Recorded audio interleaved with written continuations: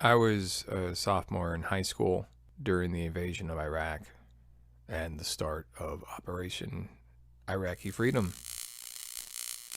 I remember seeing the statue of Saddam Hussein being pulled down, people dancing in the streets.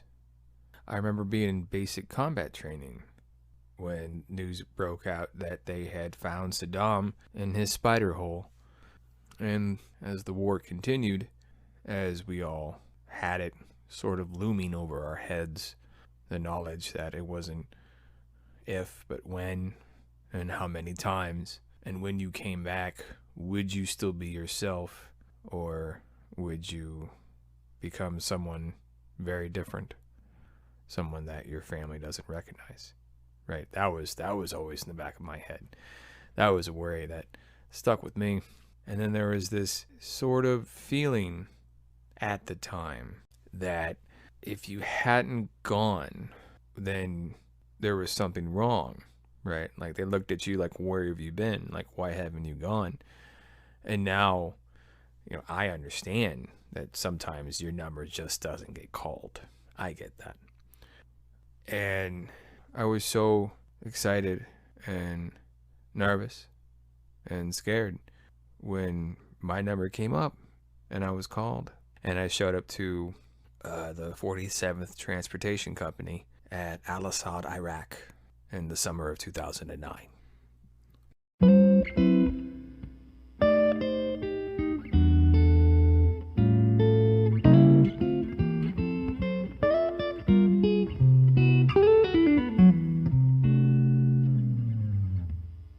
The place where we lived was called containerized housing units, and it was kind of like a trailer. And my first roommate is about 10 years older than me. Real goofy guy, real fun guy.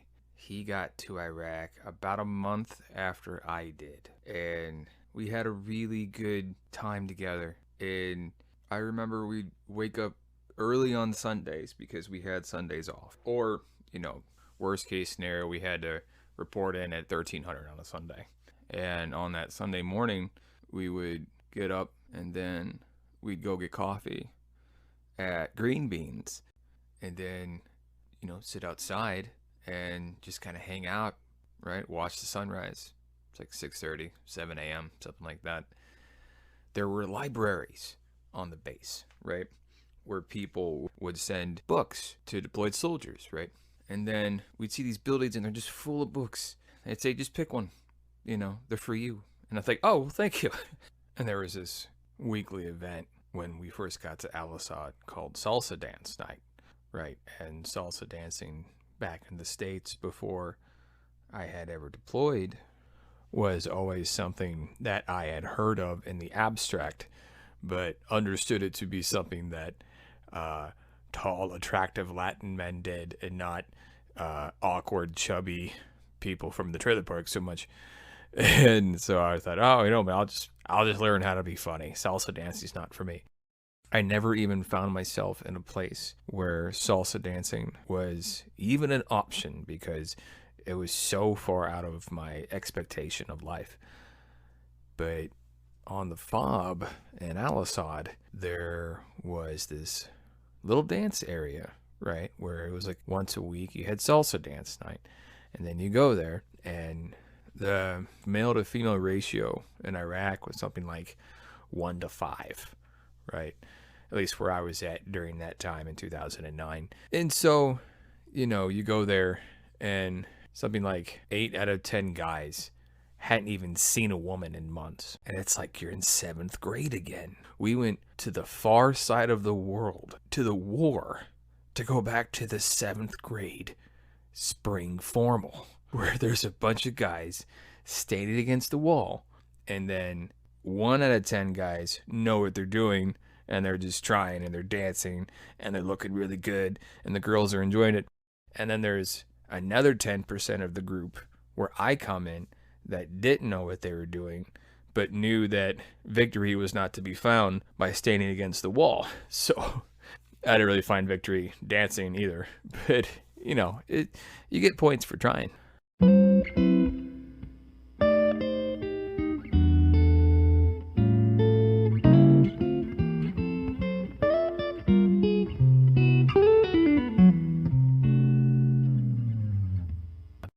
yard sales, right? They were flea markets.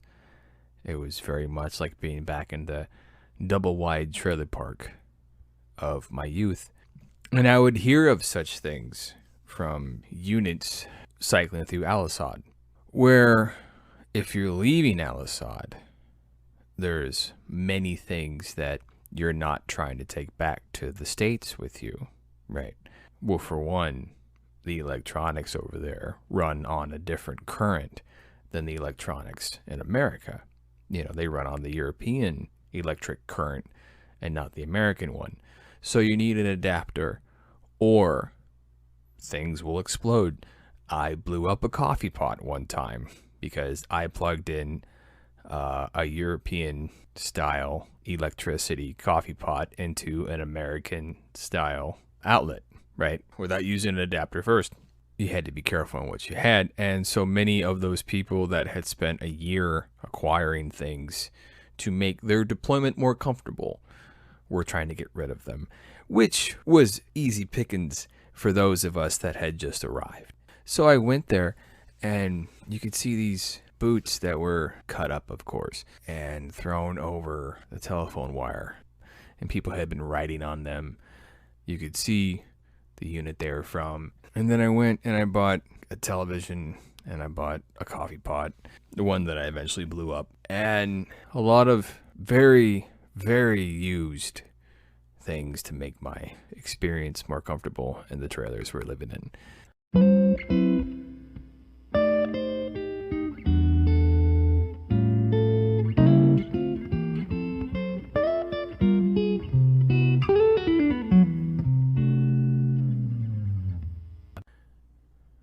Army units are set up by something called a table of organization. The table of organization allocates how many of what type of soldier you're allowed per type of unit. And so for a truck driving unit, they weren't authorized any medics under their table of organization. But there were 4 of us. So they were kind of surprised to see me because I was number 4, right? I mean, everyone loves a medic. So they were happy to see me. And we had an E5, we had 2 E4s, and myself, a private first class. And the E5 was an ex-Navy vet who decided to come back in and round out a 20-year pension. He was a real good guy. And he had the presence of mind to cut a deal with the NCOIC of the local troop medical clinic. And so all of the medics were rotating through that, right? We occasionally went on convoy duty with 47th Trans, but for the most part, we were FOBIT medics. At least I was. The others went out more than I did. And I remember the TMC itself is a long building, and you walk in, right, there's a long hallway, and I remember the bench where the sick call people used to sit and wait for their turn. And as you walk forward, there were these patient rooms to the left, and the main desk was in the center of the building. And that's where we did sick call every day. That's where we saw patients. As you go further past the check-in point in the center of the building where they took your name and who you were, there were classrooms in the far back, right? There was the NCOIC's office, there were the doctor's offices themselves. And we taught the Combat Lifesaver course, which I loved. I loved teaching the Combat Lifesaver course, especially the needle sticks, right, for the IVs. At the time, they were still teaching IVs in the Combat Lifesaver course. And the idea was, let's say someone gets their leg blown off, and with that leg being blown off, they lose a lot of blood. And the first step to treating such a extreme wound would be to throw a tourniquet as high and as tight as you can get it. Because the cat tourniquets had this little plastic windlass And we had this saying that you keep twisting the windlass, which creates more and more pressure on the leg until the bright red bleeding stops. And there's certain intravenous fluids you could give. Once you've stopped all of the bright red bleeding, of course. That would act as volume expanders, right? And those volume expanders would fill up and keep the blood pressure going, right? It's a band-aid. It's buying time, right? You're buying minutes, maybe hours, if you're lucky, if everything else goes well. Not that I ever experienced that firsthand, right? This is all just the doctrine that I'm going off of right now. And after a while, they stopped teaching IVs in the combat lifesaver course, right? I'm sure the doctrine is totally different now than what I remember last time I taught it, because the IV is the sort of fun, sexy thing. That's the one that's everyone wants to do because it's the cool one, and it is pretty cool. But they were running into a problem where you would have troops on convoy, and then an improvised explosive device would go off, and then instead of following the steps, right, you had inexperienced non-medical personnel who were very legitimately scared, and for good reason, right? And so their first thought was, what's the thing I remember the most? Oh, a needle stick. That's the thing I remember the most. And so they went for the needle stick, right? Instead of, putting a tourniquet on someone's leg. And so there was a couple instances of soldiers that died because non-medical personnel gave the improper treatments at the wrong time. And if you give someone IV when they're missing a leg, and you don't throw a tourniquet on what's left of his leg, you're not really doing much. And I don't blame the non-medical personnel for getting that wrong, because it's not their primary focus to know that. And so they took it out of the combat lifesaver course. And then they just did tourniquets after that. And they focused heavy on tourniquets, which makes sense. The Army always, it's a reactionary organization, right? They're always fighting the last war, right? Because they got really good at fighting the last war, right? They've done that already. And speaking of needle sticks, I remember the first life I saved as a medic. And I remember I showed up for sick call one day, right? And I got my big 24-ounce mother of all coffees from green beans. We call it the MOAC. And I see these two soldiers, right? You had one guy, he was a National Guard soldier. He was overweight, and he was kind of looked like his eyes were rolling in the back of his head. He wasn't doing good, right? He was the gentleman was clearly struggling. And then there was his friend. We called it the battle buddy. Like, his battle buddy was with him. And I remember his battle buddy's flagging me down. He's like, "Hey, Doc, I think my friend's in trouble." And I took one look at him, and I was like, "Oh, no." And I've been a medic at this point for maybe 90 days, right? Effectively 5 minutes. And so I take him into the patient room, and I'm like, we can put you ahead of the line, and I'll figure out the paperwork in a second. And so I put him on a patient bed, and then I 23 skidoo over to the NCOIC, and I'm like, "Hey, there's a guy, and he needs an IV." Because the sick gentleman, he was a heavy guy who didn't eat enough food, who didn't drink enough water, while unloading Connexes on a hot desert day in the Middle East. That's a recipe for a bad day, right? And then I told the NCOIC all this, and she's like, "Yeah, sounds great, do that." And so I run over there, and I have the trash can next to him, and then I just throw a needle in his arm and get a line going. And after that, he was good, right? I mean, I gave him like 2 or 3 bags and had him sit there, and we kept putting fluid into his arm until he had to pee. Yeah, that was the first life I saved. And I got to see him after that several times, because I'd see him at the PX on the base in Asad, and he'd be like, "Oh, hey, Doc. Yeah, no, don't worry. I got your," I'd have like a monster and like a DVD or something, and he would absolutely insist on buying it for me, right? And it wasn't like, it wasn't Hacksaw Ridge or anything. My experience in Iraq was a lot closer to Scrubs than Hacksaw Ridge, right? But the right interventions given at the correct time can save a life. And I would see him again one more time after that, where he went through our CLS class. And boy, howdy, did he pay attention, right? Because he was about to go out on convoy himself. And so we threw all of the knowledge that we had, and we gave him all the supplies we could fit into a bag. We gave him a CLS bag, and then we shook his hand and said, head us up when you get back. And I don't remember if I saw him again after that. But the idea that the life I saved could potentially go out and save others, that's tremendous. I'm so lucky. I'm so lucky to have had that experience, to be able to help somebody and then have that somebody go through the class I was helping teach and then teach him some of the skills we had to go save others. That's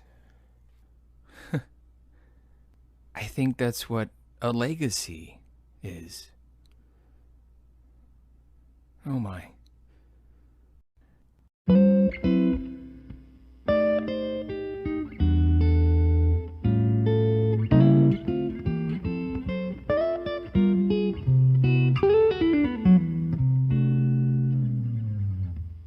We had a laundry service on the base where local nationals were hired to clean our laundry for us. They were paid something like $4 a day at the time, I think, which is nothing in America, but in the ruined economy of wartime Iraq, it was everything. We would write our names on a form and attach it to the laundry bags on a weekly or bi-weekly basis. And then one night, I couldn't find my Army ID, and my NCO had the bright idea to suggest maybe you left it in your uniform and then submitted the uniform to the laundry service. And I said, oh, that's right, that's why you're in charge. Then he suggested I go off to inspect the laundry service and see if it's there. And so I spent probably 30 to 45 minutes going through disgusting Army uniforms and barracks bags and things like that, looking for my bag so I could go through my disgusting uniforms and look for my Army ID. And I don't remember what the Iraqi guy's name was, and I think he barely spoke English, but he helped me find it. And I gave him the biggest hug, and I was so happy. And after that, every night I would put my keys, my ID, and my dog tags in my right Army boot before I went to bed next to my bunk. So like when I got up and I was, half asleep and wandering through the room, and I was like, where's my stuff? And then I'd put my boot on and realize, oh, it's in my boot. Right. And if it's silly and it works, it's not silly.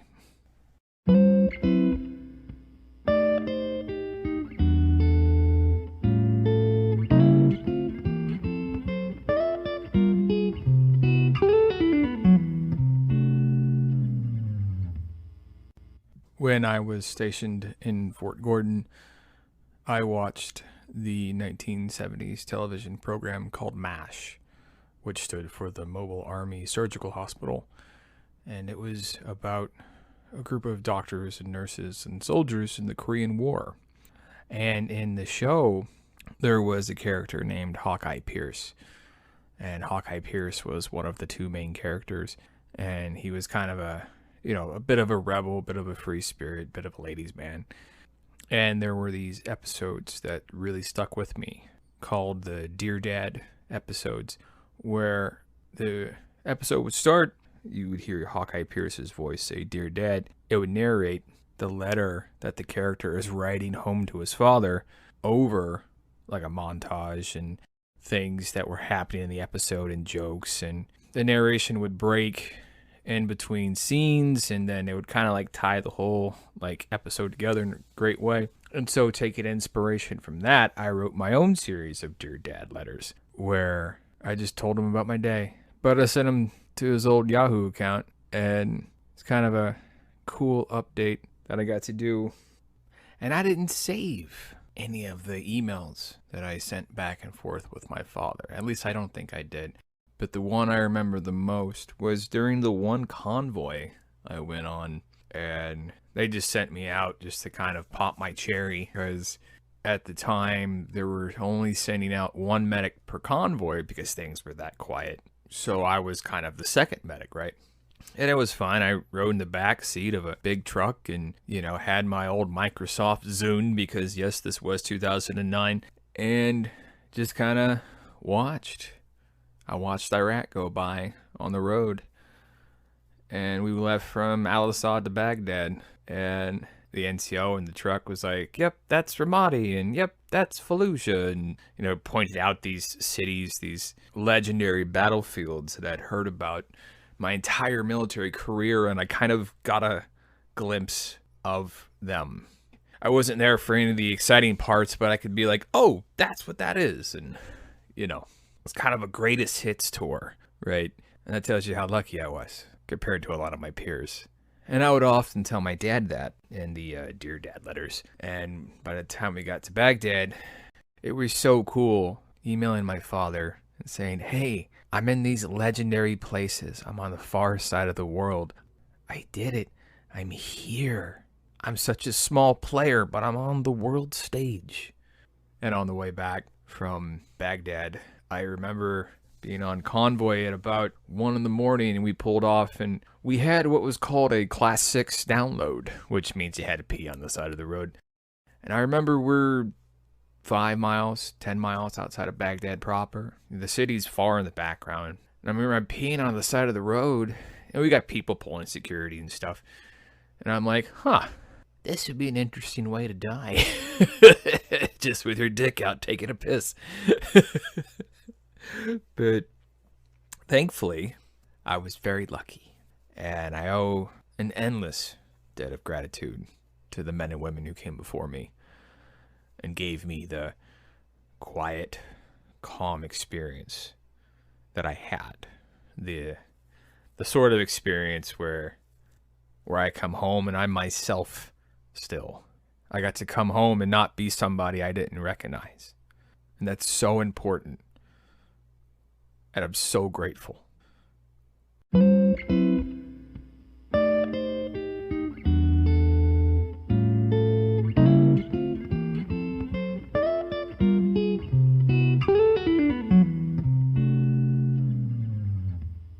And much like Hawkeye Pierce, who was my hero for quite some time, I got to spend the night while on radio watch answering letters from children at a school where there was a special needs school in Texas where the teacher had signed up for one of the many programs that the USO offered that would gather letters for soldiers to answer. And I still have some of them. One from a girl named Samantha said, "Dear soldiers, thank you for taking care of the country. You helped us at PE at school. You are all caring for our country. You're keeping our country safe. Soldiers, you are special. You help our world, and welcome home." Another one said, "I heard you are an Army doctor. I wanted to know if anyone has gotten injured, and must be really cool working with all of this medicine. Cold wishes." From Olivia's brother, Charlie. I'm not sure who Olivia is, but I'm sure she's nice.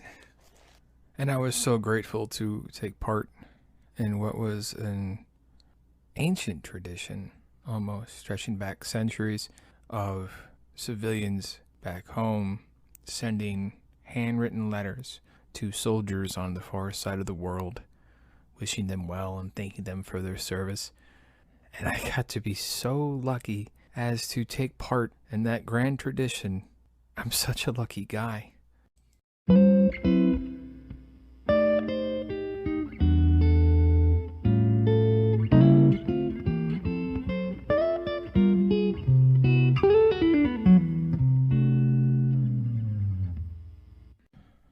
I actually went on vacation twice during the war, and it was back to back.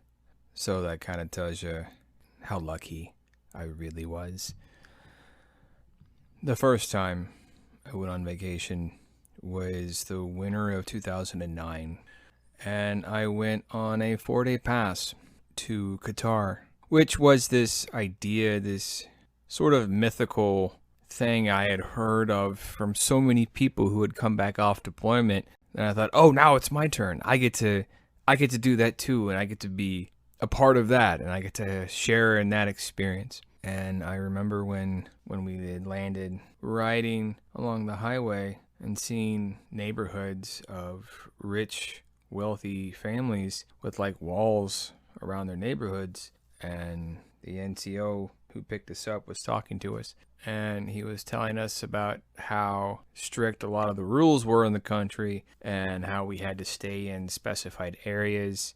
A lot of it boiled down to, don't talk to women you don't know, because in Arab culture, they're very strict about women talking to men that are outside the family, that the men in the family don't know. And, so I was like, that's fine. I'm happy to be out of Iraq for the weekend. That's great. And so we got to the barracks on the base. It looked like they had a warehouse that they retrofitted, and there are like all of these different barracks rooms. And we had all these options of things to do during that 4-day weekend. And there was this, looked like an Irish pub on the American base where you're allowed to have 3 beers. And you had little tickets, and you'd walk up and you'd hand the guy a ticket for a beer. And while that was happening, there were these hookah parties that were going on. And people would go outside and just smoke tobacco. And we'd stay out there at the hookah parties. That first night, we were staying out there real late. And then the next day, we went to this beach party hosted by the chief of staff of the Qatari army for all of the U.S. troops in the area. And you had to pay like $25 to go. And I'm like, well, I got nothing but money right now because I'm deployed. So, of course, I threw money at it. And when we got to the beach house itself, the NCOIC told us, you can ride the jet skis or ride the camels or drink as much beer as you want. And I was like, option 3. And so we had lunch. And then I just sat there on the beach and drank about 5 or 6 Heinekens and just really kind of enjoyed myself. And then I heard someone yell medic. What happened was that one of the U.S. contractors was drinking a bunch of beer and then got on a jet ski and then slammed into another jet ski. And at that point, I had been a medic for about 6 months. And looking at this guy's leg, it was kind of his sort of upper thigh was real purple. And I was a little drunk, and I was pretty green still, right? And I, going off of doctrine and not a lot of experience, thought, oh my God, he's got a closed femur fracture. That's where your femur bone breaks, right? Punctures an artery in your leg, and you bleed to death inside your leg without any blood leaving your body. That's the first thing that came to my head because I was pretty new. And I thought, oh my God, he's got a closed femur fracture, and he's going to be dead in 5 minutes, and there's nothing I can do. And then I realized, oh, he's screaming really loud. He's fine, because if he had a closed femur fracture, he'd be in decompensated shock, and he'd just be like circling the drain and just, heading home to glory. And then the EMT showed up from Doha, and I turned them over to him. There was a colonel there, and I spoke to him because his colonel he knew the thing was going on, and so he wanted to check and see what was happening. I turned to the colonel. I said, sir, I'm about 5 or 6 beers in, so I'm just going to turn this over to them. And he goes, you go back onto the party, Doc. You did a good job. And I was like, oh, Roger, sir. Thank you very much. And to be abundantly clear, I did absolutely nothing that day besides show up, right? But I kind of got this cool, small moment of recognition from the local guys that owned the beach house, right? To my knowledge, that was the Qatar chief of staff. And it wasn't anything flash. It wasn't even all it was this, right?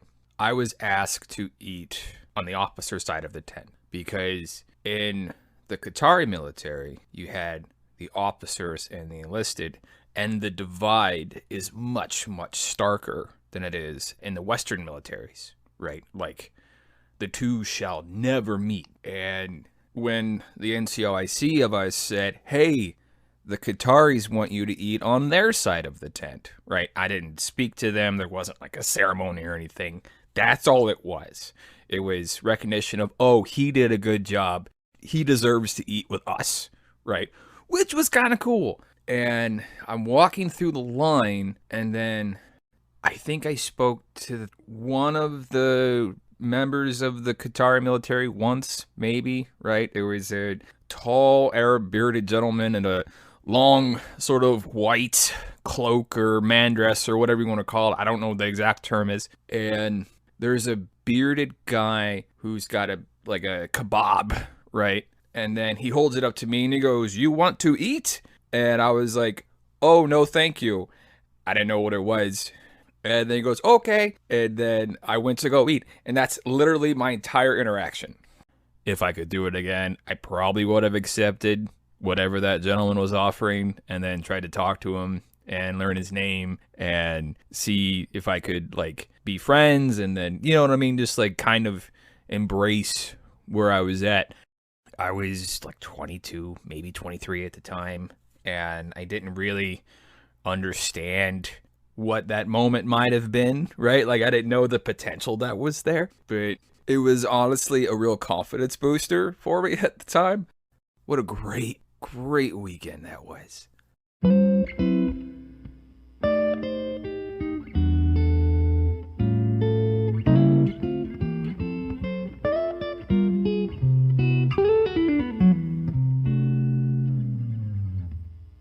And after that was mid-tour leave, which is another cool thing I got to do that I had heard so much about because the years before that, during the wartime, you'd always hear people saying, "Oh, I went to Brazil for my 2-week leave, and I went here, and I went there," and they went to all these fancy, amazing places. And I just wanted to go home. And the 2-week period didn't start until you got back stateside, which was cool. And there was a girl from my unit who I flew out to Kuwait with, right? She's a buddy of mine, and I think she was a mechanic in the motor pool. But yeah, it was kind of cool, like jet setting around the Middle East with her for like a day or so, and then we kind of went our separate ways. And she went on to become a travel nurse, and that was Nurse Jamie Gary, who was nice enough to make an appearance on the show in December of 2020, as she explained what it was like for her to work in COVID wards across the country. And then I got back to Indianapolis, where everyone was at the time, and I remember I was in the living room of my parents' apartment, and my brother, who's like maybe 16, maybe 17, something like that, is chasing my mom around with an ice cube, right? And acting like he's going to put it down the back of her shirt. They're just playing, right? Like family does, like normal everyday people do. They're playing a game. And I was so wound tight. All I heard was my mom saying, "Make him stop, make him stop." I didn't hear the fun and the gentle humor and the lack of threat in her voice, right? All I heard was my mother saying, "Make him stop." And so I cocked my right fist and I'm about to make him stop. And then I realized what's happening. And I'm like, "Oh, he's just chasing her with an ice cube. Oh, you're a crazy person." And then I go into the dining room to sit, and my brother follows me in there. He goes, "Hey, are you okay?" And I was like, "Yeah, I'm just wound a little tight right now," right? My brother, who has no history of violence whatsoever, when you come back from a combat zone, even though nothing happened to me, there was no combat I was in, I was still so ready for anything to happen at any time. And when I got home, I was still kind of there because I was still kind of had my guard up everywhere. And I apologized profusely. And then after that, I remember we're in this pet store, and, my father is talking to this little puppy in the pet store, and he's just being really sweet and saying, "I wish I could take you home." "Yes, I do." And so I said, "Well, Dad, he's yours." Because, I was coming off deployment, so I had nothing but money. And so I bought him the dog, and then I bought him the cage, and I set him up. And then I got to my parents' apartment, and then I woke my mom up by tossing a puppy on her face. And the puppy was just excited and licking her face and peeing on her and stuff. And then I got on a plane and flew away. So I'm like, look, you have a dog now. And now I'm leaving the country. She was so pissed. And for good reason, right? Because we didn't bother to ask her if she wanted a dog. But that's, she really loved the dog, and the dog became my dad's best friend because, he was finished raising kids. And so he just kind of hung out with his best friend all day because he was retired. And yeah, he just hung out, and that little dog would run into the chicken coop, and then the chickens would chase the dog out and stuff. It was a good time. And yeah, I think that's going to wrap it up for today. The next episode, we'll talk about my time when I got back to Iraq, because while I was gone, my unit had changed bases, right? We started off in Al Asad, and then we went to COB Adder, right? Cobb Adder. And I wrapped up the last 4 or 5 months of my tour there.